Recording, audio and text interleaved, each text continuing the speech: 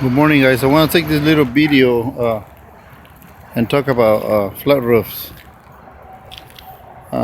This guy, he bought the house about 5 years ago, and he says since day one he has leaks, and then he hired a roofer and the roofer charged him some money, and give him 5 years labor warranty just for spraying with the coating on top of it, and he hasn't been able to stop any leaks. And then since he gave him 5 years warranty, he's been about 4.5 years since he did that. So he calls him every year, to come back, and now he's not even answering his cell phone. So the problem with some roofers, they give you such a, probably because they don't have any work, or I don't know what's the problem they run into. But the problem is sometimes they give you a warranty and they say, oh, I'll back it up and I'm the best, and they're just trying to get your money. I'm not talking bad about the good roofers. I'm talking about some people that don't know what there's about the roof system. They think they can fix everything with coatings. Sometimes the roofs cannot be fixed with coatings. Like example, this roof is old and it has one layer of rocks. You see, whenever you want to see how many layers before you coat a roof, you cut like a little triangle. This roof has one layer of torch on the top. It has one layer of the rolled roofing, and then it has one layer of the rock roofing on the bottom. So, and this skyllet has been leaking forever. It caused damage. All the skylets are leaking. Also, the edge is all rotten. You see it? That's why I don't use gravel guard. I'll show you what's gravel guard and what's the L metal today. Okay, this is how it looks when you use gravel guard with some torch or flat roofs, guys. Okay, here I am, guys. I removed the two layers, and now I'm left with the rock roof on the bottom. Okay, I just want to talk about the edge metal. Okay, I keep on telling all my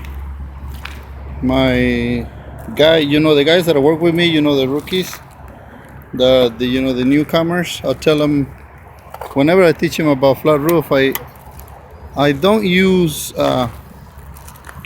the metal with the little kick on the top. You see, this is what I'm talking about. You see, this metal has like a little quarter of an inch kick. This little kick right here is gonna back up the water, and this is what happens. You see where the water mark is? It retains the water before the water drips on the outside. It's gonna back up, and if you didn't do a good job on your roofing material, then you're gonna have problems.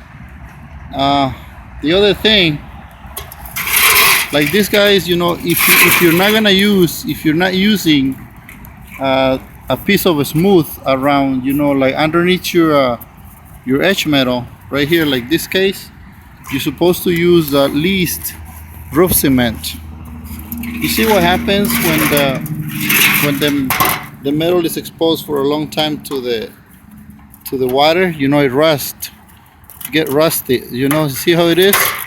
So all the water is penetrating from here. You see, it causes damage. On the other way, if it had a roof cement, it wouldn't cause any damage. I just stay there, so water doesn't go anyway. But right here, it's that's what it is. You see, so pay attention to your details. Whenever I'm doing torch, I don't use high rise, with low rise or whatever you call it, because it's called gravel guard, but some people they call it edge metal with rise, because it has like a little quarter of an inch rise on the outside, and that's to keep that's one used to to keep the rocks on the roof. It prevents the rocks from falling off the roof. Like in this case, you see, these guys, they use gravel guard because this is a rock roof. It's supposed to keep the rocks from falling off the roof, but this one doesn't need it because the torch is just a little tiny thing, membrane that goes on top of the edge metal. So it's better to use just a drip edge metal with no rise on the edges. The other thing, I'm removing 2 courses of shingles. You see how it is? To tuck the metal underneath, like this, guys. You see it? So I'm gonna go all the way to the fireplace, and then I'm gonna remove the flashing around the fireplace, and then I'm gonna redo it. Tomorrow I should be done with it. Today I'm just gonna remove it, and then tomorrow I'll come back and finish it later.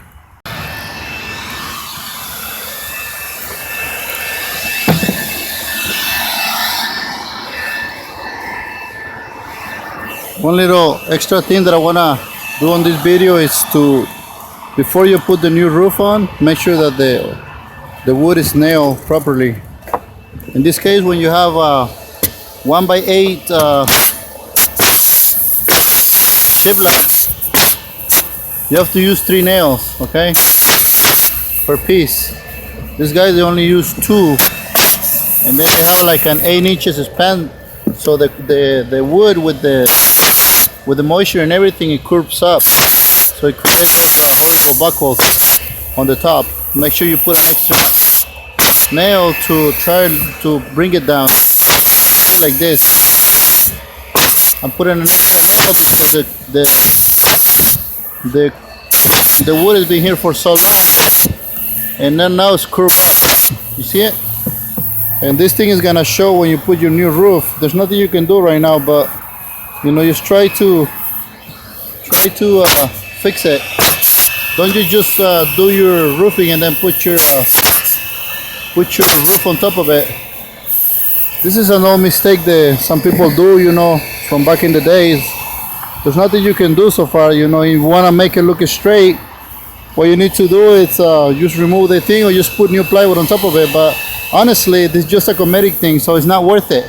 Don't waste your money on trying to make a roof look so straight. Anyways, if it has like curves, it's not gonna cause no damage to your roof, so don't worry about it. But if you're a homeowner trying to do your house, just make sure the wood is nailed properly, because it's gonna stay here for another 20-30 years. So just take your time and try to fix the minor mistakes other people have done. And I'm not telling to school anybody, like some people say. They come to my channel and they think, oh, you're trying to school the American people. I'm not trying to school nobody. But between workers, we're supposed to have mutual respect. You have to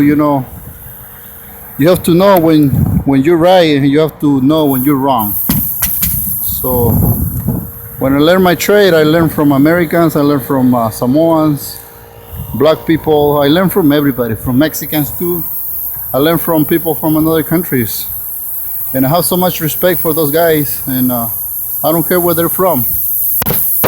You respect the roofer for his knowledge, not for his nationality.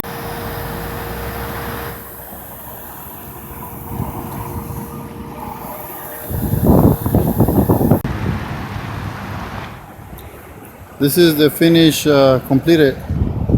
Little tiny bitty roof. It's about 500 square feet, and it's only 2 layers, base and cap sheet. And I just finished it. I put two lines of the new asphalt shingles, 30 years. Actually, it's supposed to be thick, because thick is the name of the old shingle, but then I used weatherwood. Thought it was weatherwood. For some reason, I just got messed up today. It's my fault. But anyway, it's gonna fade, so it's gonna almost match. Anyway, this is the finished thing. Nothing to write about, just simple roof.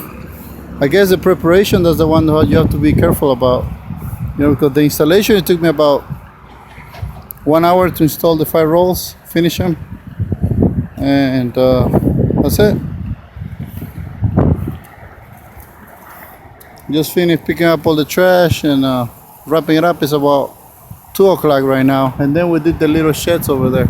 We put new shingles, and that's it.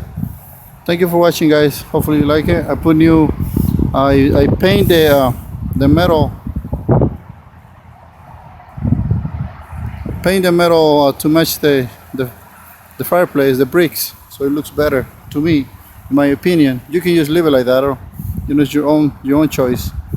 And then I put mastic, around the seal the water penetrations on the old flashing, and it's a simple roof. Thank you guys.